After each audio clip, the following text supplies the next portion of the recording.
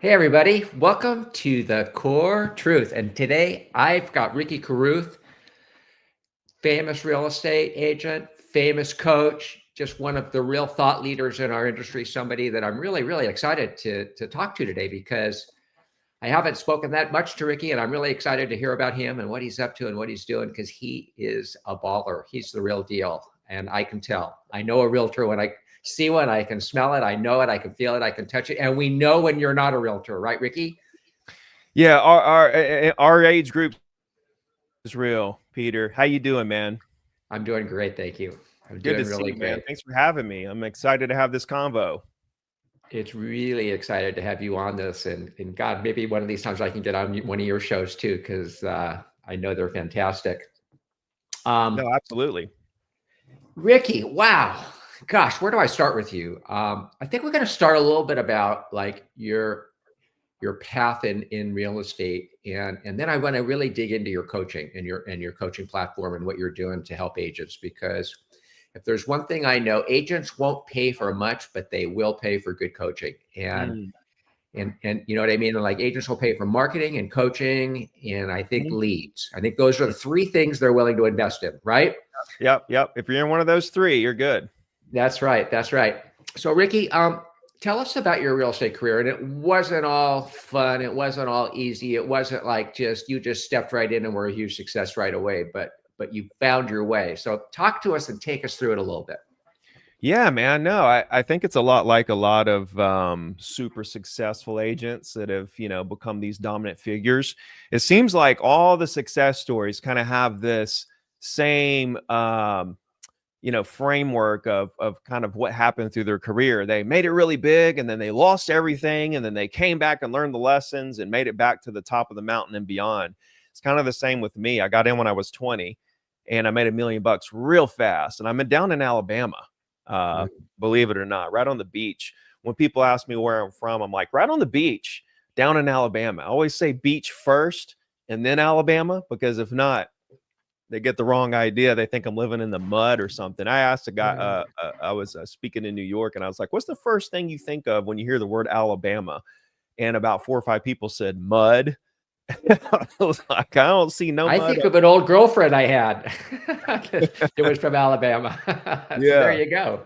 So I grew up down here. My dad had a roofing business, and I grew up roofing houses with him, watching him, like, just break his back every day trying to provide for the family, etc. So that's kind of where my work ethic was born, is just watching him. But you know what else I watched? I watched the people he was building the houses for, the builders, Right. and how they weren't actually working hard, but yet they were making way more money. And it really clicked for me that I wanted to be one of those guys, not Yeah. the guy on the roof, but the guy that owns the house. And so I kind of knew from an early age I was going to be, more of like a business guy rather than, a blue collar, guy. But I was really fortunate to grow up in a family that my mom and dad were both blue collar workers. My mom owned a hair salon, but she was also the one cutting the hair and had other workers for her. And my dad had a roofing business, although he was doing the roofs and had people working for him. So they both were entrepreneurial, uh, you know, um, worker. They were entrepreneurial workers. They were like, they had their own businesses, but they worked in their own business. So it's really interesting that I kind of have the best of both worlds. Like I watched two hard workers work, but also run their businesses. And so that was the environment I grew up in. And so real estate was a really natural, organic, fit for me. And like I said, I made Let it. me ask you this: why at such a young age were you so motivated? Like I got my license at 18, but I was like really playing the prodigal son, make a sale, disappear for Yeah. 6 months. You Yeah. just dove into it, man. Like you were just like, I'm going to be a success in business. I mean, You know what? You know what? When I was 10 years old, I had a premonition that I would become really great at something. I would kind of focus really hard on one thing and become really great at something in the world and make mm, a lot of money and then turn around and help other people. When I was 10 years old, 10, 11, 12 years old, I had this vision of what my life would look like, that I would become really great at something, make a lot of money, and turn around and help other people. And I didn't know it would be real estate. And honestly, it kind of, I think it was just kind of ingrained in me, that vision, because I kind of forgot about it. I just kind of like went through the journey, and now here I am. It's crazy. I became great at being an agent. I made a lot of money, and now I turn around and I'm helping other agents. So Mm. really kind of fascinating when you think about what you just said at an early age, thinking about these things. I don't know. I think it's just the way I was wired. I tell you what, it was we grew up, although my parents had their own businesses and stuff. We grew up. I don't want to say poor, because there are people that are truly ridiculously poor. So I don't want to put myself in that boat, or disrespect people who are a lot worse off than I am. But we didn't have much, and I understood that money equaled freedom, and the money for me to go out and actually build a business that produced a lot of income, to me, wasn't about the money. It was more about the freedom that I could do what I didn't like not being able to do the things that I wanted to do as a child, Mm. or as a teenager, or even, a young real estate agent in my early 20s. I really couldn't. Still at that point, you're trying to figure it all out. And so that's been the chase for me my whole life. I just want to live my life how I want to live my life. And I'm willing to work hard and do the things I need to do, whatever it is, to get to that point. So I think that's what it was. Well, yeah, I think that's it. But I think what you said that is so key and critical is that you had a vision. And I think people that are successful have this like nagging vision in the back of their head, what they want to do and what they want to accomplish. You know what I mean? It's like, and it doesn't go away. And you can write it down, and you can do vision boards, and you can journal, and you can do all this different stuff. But if you're not holding it in your brain with that intensity that it sounds like you did, Hmm. I think that's one of the key things that separates people that are super successful from others. I mean, I'll tell you how focused I was back in 2008 after I lost everything and got back in the business. I had no earthly clue that the stock market crashed.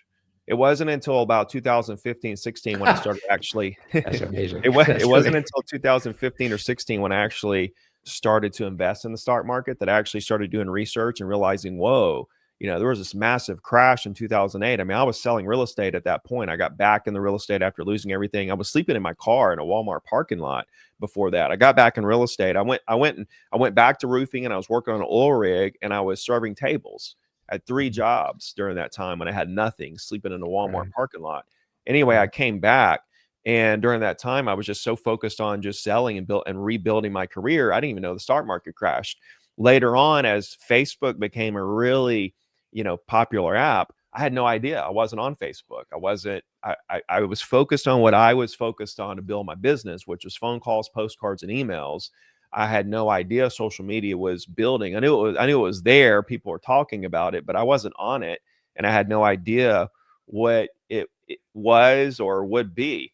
Another one is, clients would call me, and we would talk about the market and stuff. They're thinking about buying or selling, and they would ask me, what's mortgage rates? What's the 30-year mortgage rate right now? What's it running? And I'm like, I have no, like, I couldn't tell you if it was 3 or 11 at the time. And this is when I was selling 100 properties a year. I had no clue what how much mortgage rates were, because I was so focused on my lane.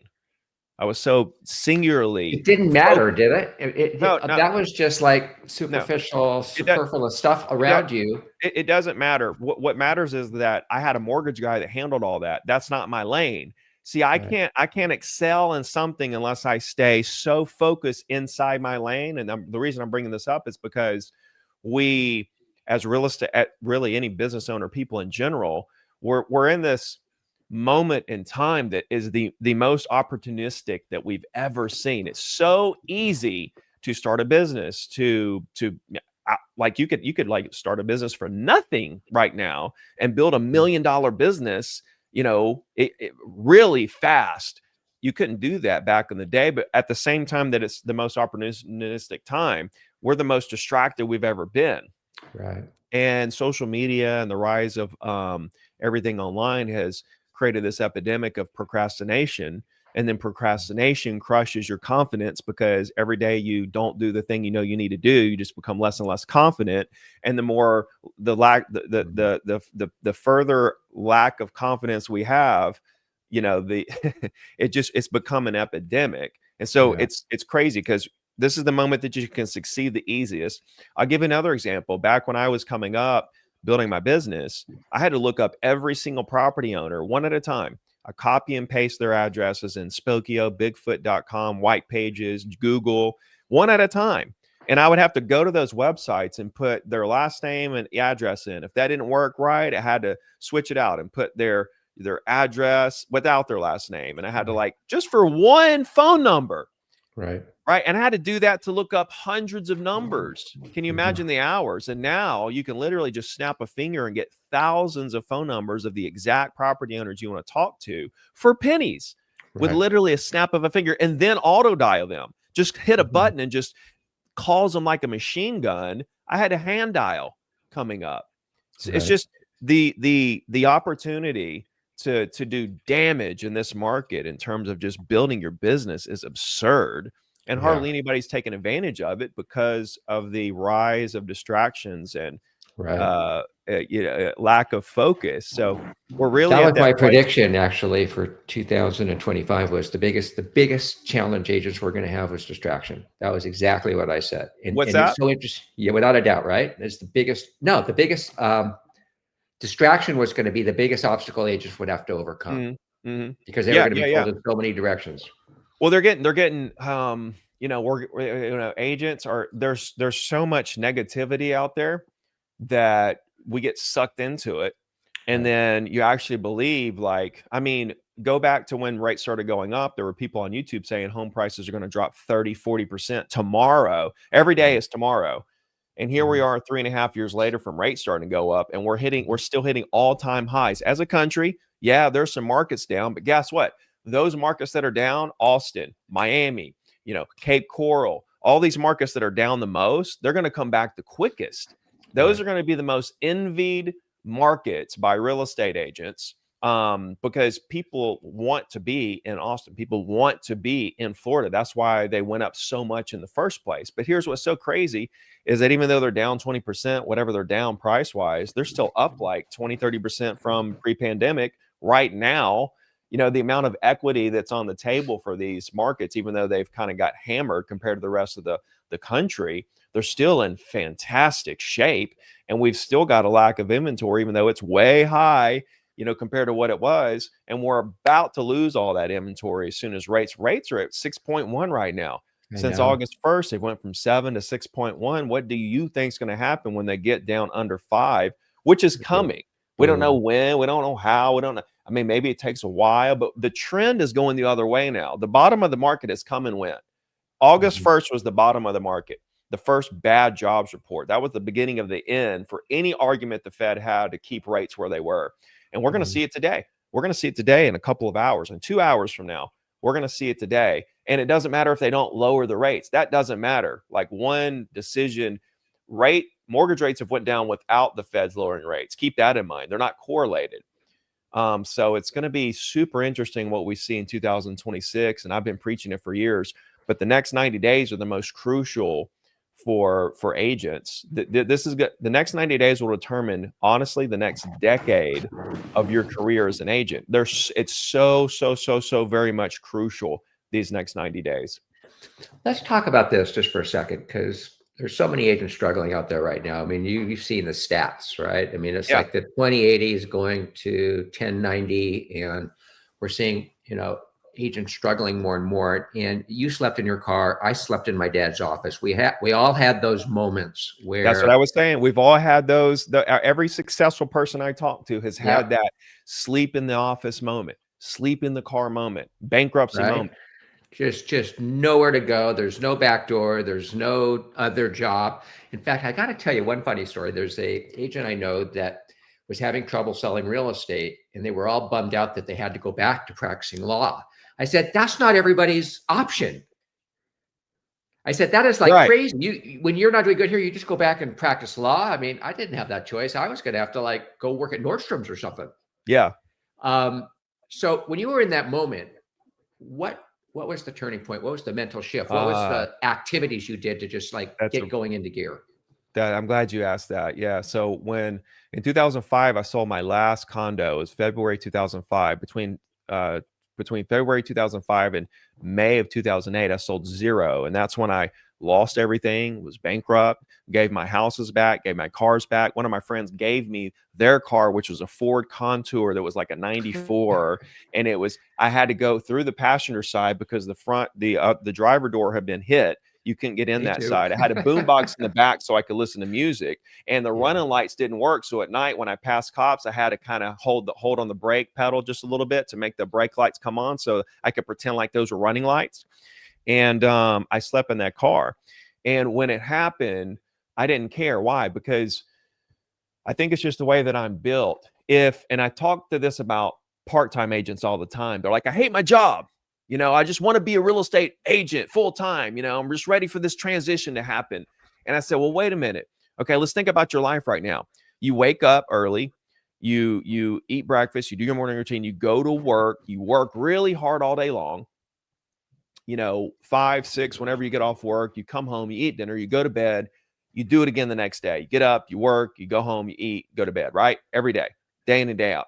I said, when you become a real estate agent full time, what do you think your life is going to look like? You're going to wake up, you're going to go to work, you're going to work really hard, you're going to come home, you're going to eat, you're going to go to bed, you're going to do it all over again. And so I said, think about it. Your life's not going to look much different then than it looks right now. It's the same thing. You get up, you work all day, you come home, you do it all over again. So tell me why you're in such a rush. If you're going to be this mega agent and you're going to crush all these records and stuff, then what does it matter how long it actually takes you to transition from part-time to full-time? You know what the end result is, but your life isn't going to change a whole lot when you switch over. It's actually going to get a little more hectic because then you're going to be a business owner versus just working for the business owner where they tell you what to do. Now you're going to have to figure out what to do. And that's why a lot of agents fail. But when this happened to me and I lost everything, I just woke up the next day. I went and hopped on a roof. Instead of going to the office to make calls to sell properties, I just went to a house that was being roofed, and I hopped on the roof and I worked all day. So my life didn't change a whole lot, right? And so here's what I can tell you, that I was so amazingly, euphorically happy when this happened. And I'll tell you why. Back then, people were, and you probably were, I'm sure you were witness to this, how back in 2002 and 3 and 4, people were just buying things and selling them for 200,000 more the next day. And a lot of those people would reinvest and buy 2 more and 4 more, and they would, sell them for hundreds of thousands. Well, that house of cards eventually cracked and fell because everybody was on interest-only loans. And when the market crashed, it turned overnight. You couldn't sell it and get your money back. You could barely sell it for what you owed on it, etc. So what I realized as soon as this happened, I realized that me in my mid-20s was going through something that people in their 40s and 50s and 60s were going through, because people were right next to me doing the same thing I was doing. Yeah. And so I said, oh my goodness, thank you, Jesus, for this gift from heaven that you've given me on a silver platter to teach me the lessons that you're teaching me right now in my mid-20s, instead of the people that I'm actually seeing with my own 2 eyes who are in their 40s, 50s, and 60s, who actually have to start over in life financially in their 50s, versus me, I'm starting over in my mid-20s. I got my whole life ahead of me to take the lessons I'm learning now to come back and just absolutely crush it. It made me think of the book Outliers by Malcolm Gladwell, that talks about the moment that you're born, even down to the month you're born, but more importantly, the year that you're born has a lot to do with the way your life is going to turn out. If I wasn't born in 81, that would make me in my mid-20s when 2008 hit, right? If I was born in 71 or 61, I'd have been a lot older when that happened. So there's no telling what my life would have like. I've been born, but I think about that and I'm like, man, thank goodness that I was born in 81.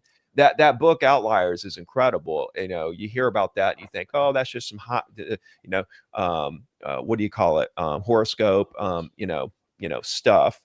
But he makes some he makes some very interesting points in the book that made me think about my life at that point and how great of a gift it was to actually go through that. So I was sleeping in a Walmart parking lot with a smile from ear to ear, knowing that I was learning what I needed to learn to come back and absolutely dominate.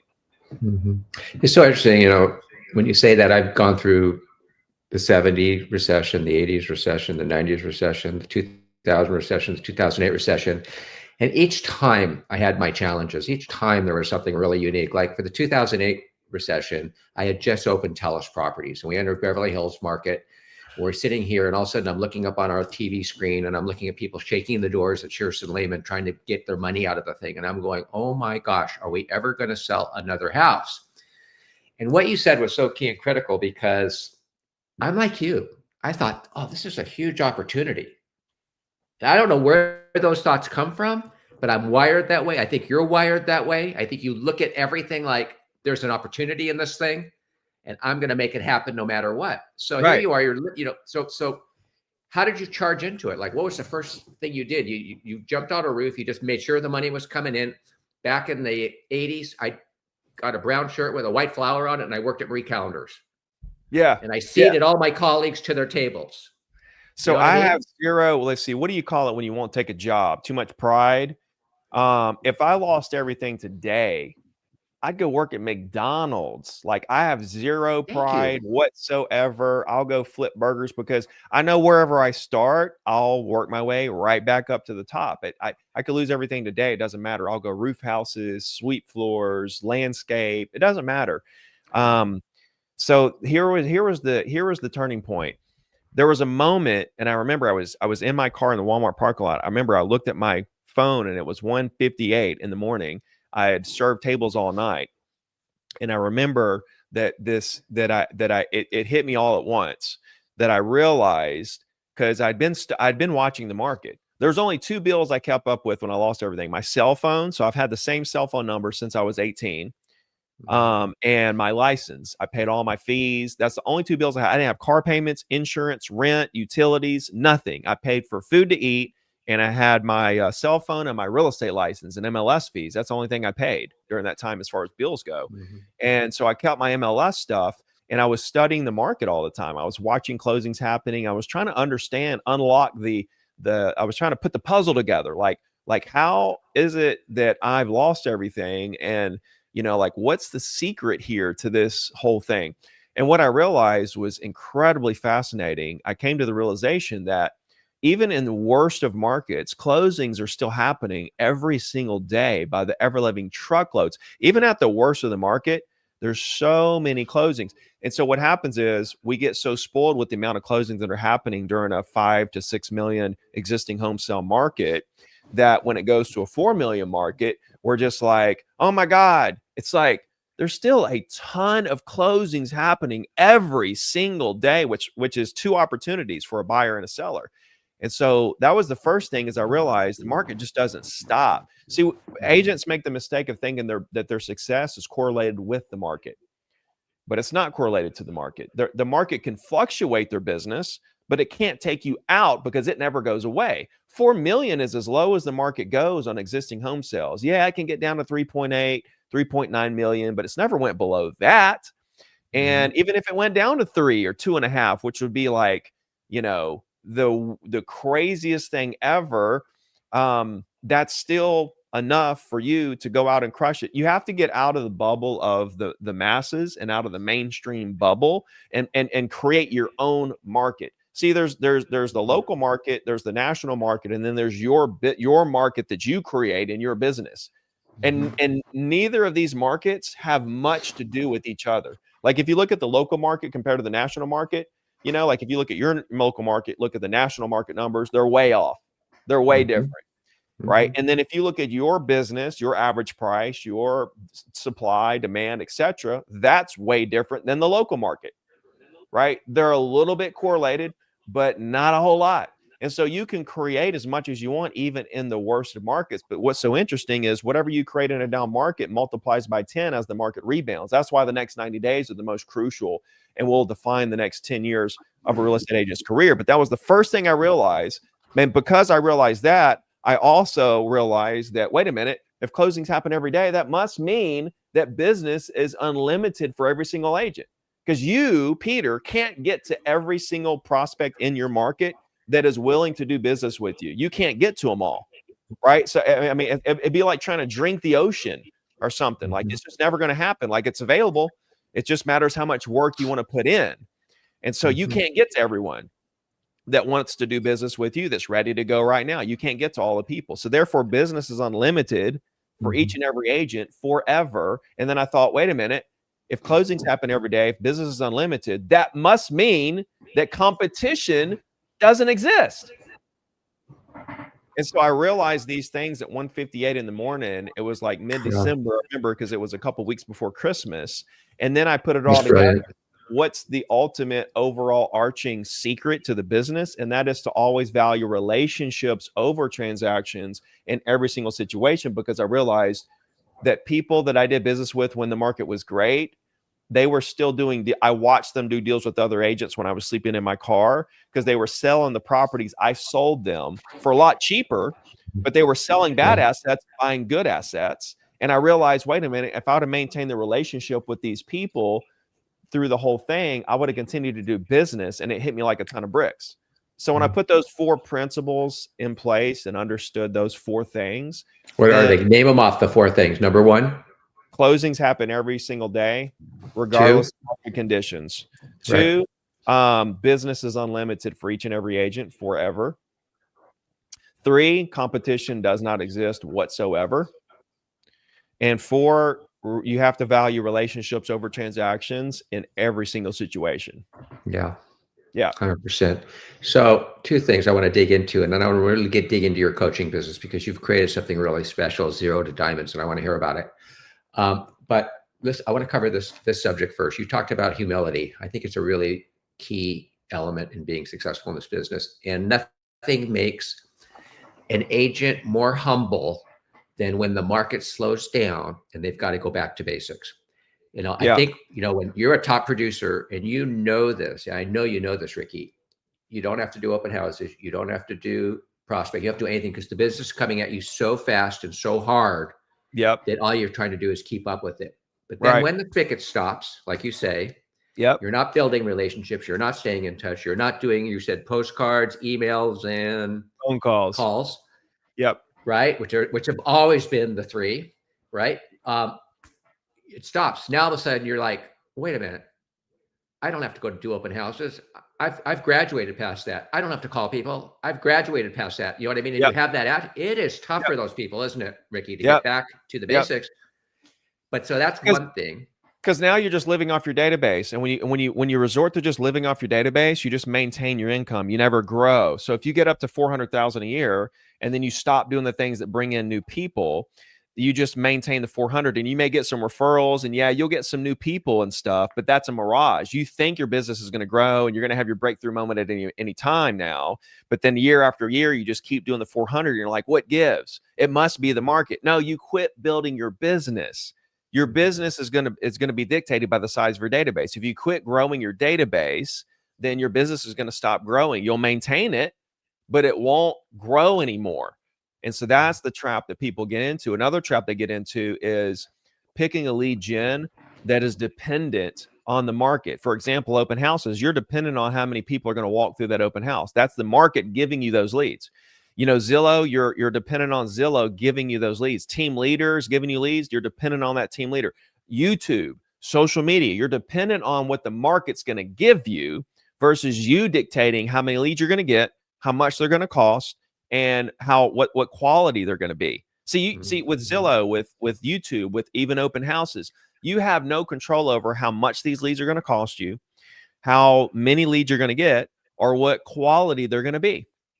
See, I don't want to be. And so when you build your business on something that's more dependent on the market, and the market declines, then your business is way more susceptible to a massive fluctuation to the downside when you're dependent on things giving you leads. However, the other side of it is that you control how much your leads cost, how many you're going to get, and the quality of the leads, as in, like, you pick the exact properties you want to do business with, you get their information for a penny, and you call, text, email them, send them direct mail.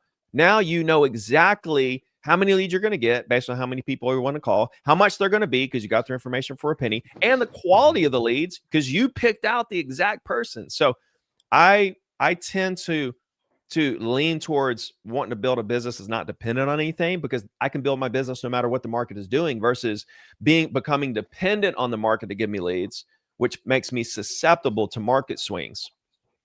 Yeah, well, I've always said, and I'm sure you agree with me, that leads are where the power is. If I have a lead, I can call Ricky Carruth and go, hey, Ricky, I'm willing to share this listing with you, but I want you to do all the work, and I'm only going to give you 50%. I'm going to take 50. I'll come in when we're doing negotiations, and that's it. And Ricky's going to say yes all day long, and so is every single agent listening Yeah, to this call.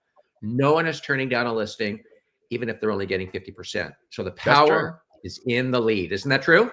I can call Absolutely. Frederick. I can call the Altmans. I can call anybody I want, and they're going to take half that lead for 50%. Absolutely. Because They didn't have to. They didn't power have is to in do the the lead. work.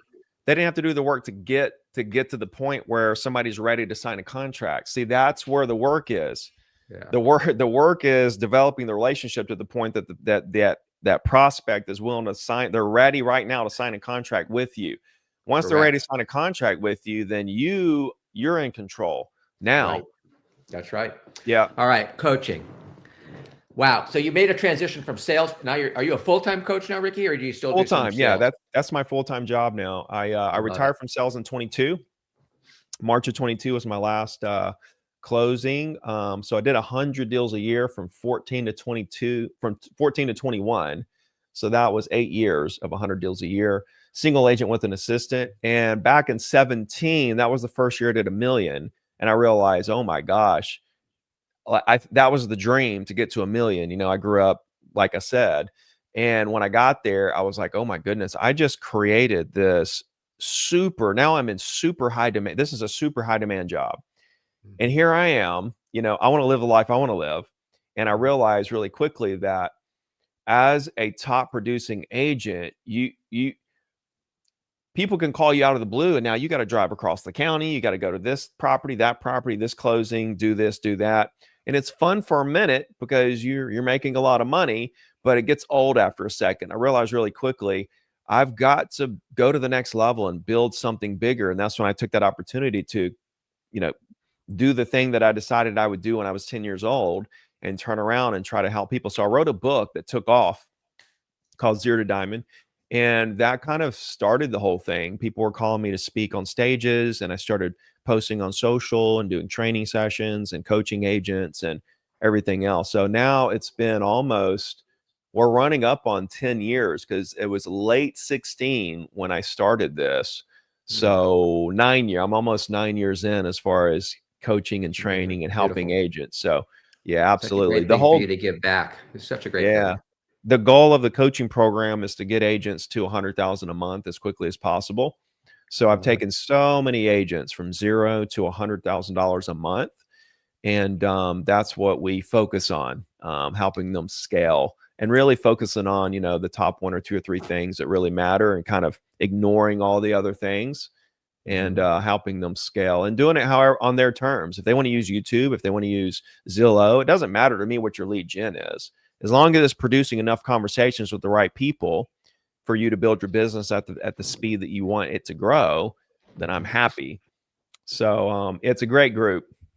So how does your platform work? Do you do one-on-one? Do you do group coaching? Do you have a subscription coaching thing where people can just look at your videos and learn that way? I mean, how does it work?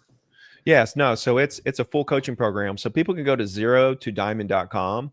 And the first step, I've got a 10-minute masterclass there for free to watch a video on the framework to scale agents to 100,000 a month. And then they can set up a call if they want to talk about joining the coaching program, if they wish at that point. And then when they come in, so I do a call every Monday, a group call for 2 hours. So it's Q&A, we're making calls, I'm teaching them things. So that's a 2-hour call every Monday. And then we do a one-on-one once a month with them. And then we do 2 workshops per year that's included in the program. They get to come down to Orange Beach, Alabama. It's on the beach. It's at a hotel on the beach. They can come and stay on the beach. And in April, I do a listing selling secrets, which is listing conversion. So how to communicate, how to close. And then December, I do a business planning workshop.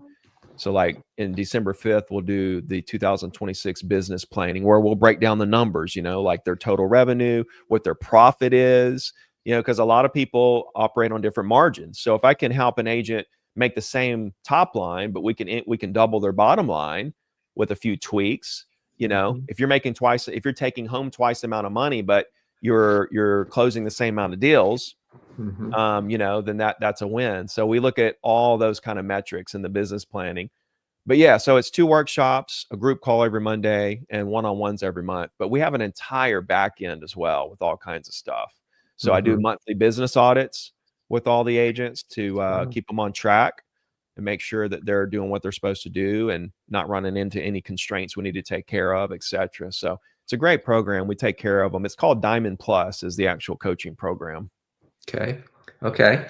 And are all of these things charged individually, or does an agent get all of this if they're in your program, or how does that work? There's one, yeah, it's one program, one offer. Everybody gets the same coaching program. There's not like a bunch of different programs. That's the mistake I made a long time ago. And you know, I had a CRM. I'm offering this product and this coaching program and this thing, and it got confusing. So I said, Mhm. this is what's working. We're getting agents to $100,000 a month.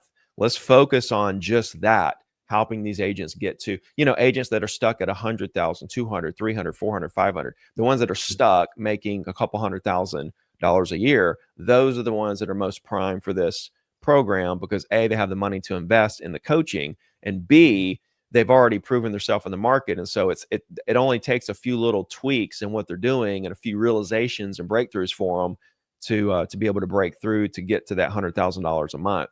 So that's kind of how it works. Wow, it's amazing, Ricky. Yeah. Um, I mean, it's great. How many people are you coaching right now? There's 130 right now in the program. Okay, that's Yeah. great. So it's not Mhm. like overly huge. You're not trying to be one of these coaches that's in Miami one month, New York the next month, trying to throw these huge, massive 4 or 5,000 people seminars. You're not doing that No, deal. we've got it set up where, you know, a couple hundred agents is really all that will ever be in the Yeah, program at any given time, you know, to yeah. keep it as small as possible. We probably have like, you know, 50, 60 on the calls every week, you know, so it's not hugely, you know, dense. So everybody gets Sounds very special. exclusive and very, very It is. like hands-on. It Very, is. very like you know everybody in your group, Yeah. which is Oh great, yeah. Oh yeah. right? You know, and then they come down for the workshops, and then we get to meet in person and hang out for the day, and you know, a What are lot of them. those like? Do you incorporate fitness? I mean, obviously you're a fit guy. Do you Yeah, incorporate they can come. fitness Yeah, and yeah, yeah. So yeah, so when we do those, they get to come to the gym. yeah. So agents that are in the program more than 12 months, they become founding members, and they can come for an additional day before the workshop for founding Mhm. members, and then we do dinner that night for the founding members. But both days, the day before and the day after, the day of the actual workshop for everyone, I let everybody, if they want to, meet me at the gym at 6 o'clock that morning to work out, hang out. And it's funny because there'll be 70-ish or so agents come to those workshops, and you know, maybe 5 or 6 will come to the gym. You know, but it's Well, what do fun. you But think yeah, about that? How important do you think taking care of yourself is when you're moving at this pace and working as hard as I'll we tell do? you, man, like whenever I've been in stages in my businesses where I'm really focused on the business and I'm really spend a lot of time and mental capacity on the business. I will, to other people's credit, have to say that I didn't work out a whole lot during those times. There were moments where I didn't really work out a whole lot when I was so focused on my business. Like majority of my life, yes, I've worked out, but there definitely been moments where I'm like really trying to grow the business where I didn't even go to the gym. So I can totally relate on that front because I went through it myself. But Mhm. overall, absolutely. The more water you drink, the healthier you eat, the more you work out, the sharper you are, the more professional you are, the more energetic, the more personable, the Mhm. wittier you are. It really helps you with communication. It helps you with making quicker decisions about your Mhm. business and, you know, when to do certain things. So it's, yeah, I mean, you know, Well, it's massive. I'll say this to end out, something I've been really came to a huge realization of over the last 2, 3, 4, 5 months, and that is that when you build your business on cold calling, you have to think that that's the other side of the spectrum where you spend the least amount of money, but you have the highest quality leads, but it's the most work up front, mhm. right? And when you do like a Zillow, you pay the most money for the lead, but and it's the lowest quality lead, but you don't do any work to get the lead, Mhm. right? Mhm. And Mhm. so the more I've thought about it, and you know, I'm constantly growing and evolving and trying to figure out, how do we hack the system? How do we become more efficient? How do we create these situations where agents can do more in less time? And I came to the realization that if you buy leads to cold call for a penny a piece, and they're the highest quality leads, but you got to still, filter through them, make all the calls and filter through them and spend all that work up front. I thought, and agents hate to make calls, by the way, right? That's probably the number one thing. They just hate to make calls. I'm like, just hire people to make calls for you and just give you the hot leads and put the cold leads in your database. So I'm not going to go too deep in that. Just leave you guys with a cliffhanger. No, I love that. I love that thought, because it's true. It's absolutely true. The leads you're buying from Zillow, you can find on your own, the exact same person, because they're in the market. They're looking for real estate. Zillow is just one of the places they went into. That they're also, you know what I mean? So to me, you're 100% correct. No, like, you're right. Because I used to say this for people that don't want to cold call, but they love the Zillow leads. Yeah. And I'm like, well, two things. One, you could get a list of property owners and put them in front of you and get ready to call and just pretend like they're Zillow leads. Number one, right? You'd crush it, because the amount of confidence you walk into the call with the Zillow person, you're not walking into confidence with the property owner because you're worried about whatever. And that's why those calls go bad. But if you walked in the call with the same amount of confidence you do with the Zillow people, with the property owners, you'd absolutely crush it. But furthermore, you could actually use the same script. Right. So what are the chances, Peter, that a property owner, any property owner, has actually went on Zillow in the last 6 to 8 months to look at something? What are the chances, you think? How many of them? Zero. You think zero property owners have went on Zillow? Oh, no. I thought you said like the chance that you wouldn't meet them some other way. No. 100%. 100%. The opposite. You think all property owners went on Zillow? Okay. So everybody's looking at their house's value. Right. Everybody. Right. So couldn't you take a list of property owners and not only pretend like they're Zillow leads, but actually use the exact same script? Hey, I see you're on Zillow looking around at some houses. Didn't know if there's anything I could do to help you. And no one's going to say no. Nobody's going to say no. 100% of them have been on Zillow looking around at houses, and now you're in a conversation with a property owner that what we do is we trick ourselves, and we create these scenarios in our head to justify things, and we create these imaginary tales and these lies that we begin to believe about the situation, when in fact, if we would look at reality and base our decisions on the realistic point of view of what's happening, then you could succeed way much faster at a much lower cost expense-wise, and you could actually expand. Like, if you took property owners and you said, I'm going to treat these like Zillow leads. They've all been on Zillow in the last 6 months. I'm going to treat them just like Zillow leads. Well, you just got all those people for a penny, and now they're way higher quality because they own the exact property you want to sell because you picked it. Like, example, let me call $5 million property owners in LA. You're in LA, right? Yeah. Let me call $5 million property owners in LA today. I could do that right now. I could look them up right now on Redex. I could call $5 million property owners and say, hey, I see you were looking around at Zillow. I don't know if you were looking at that $20 million house around the corner, but I'd love to show it to you if you're interested in upgrading. And now all of a sudden I put myself in a luxury situation for a penny. Yeah, I know. Right? Instead of paying Zillow $4 or $5 grand or even 35% on the back end to give me, let's just say a garbage lead. They're not garbage because it's a human being. They're just overpriced. Right. They're just overpriced. And not any, what they aren't is any better. Well, they're good leads. They're just not as good. And you have no control over what the lead is. Like, are they looking to rent? Or are they looking to buy 100,000? Or that you have no control over who it is. This, you have control over who it is. Well, Ricky, what you're saying to me is that this is a mental game we're playing. And man, if our minds aren't in the right place, we are in a whole bunch of trouble. And we can dig into that someday, obviously, and get way into it. Thank you. I mean, you've spent a lot of time with me today. I really appreciate it. I think I said it in the beginning, you're the real deal. And anybody looking for a great coach or being part of a great program, they should call you. Ricky, thank you so much. Hey, great to be here, man. Good to spend some time with you. I appreciate you having me on, and I'll bring you on my show soon. I would love it. Thanks for being on The Core Truth, and thanks everyone for joining.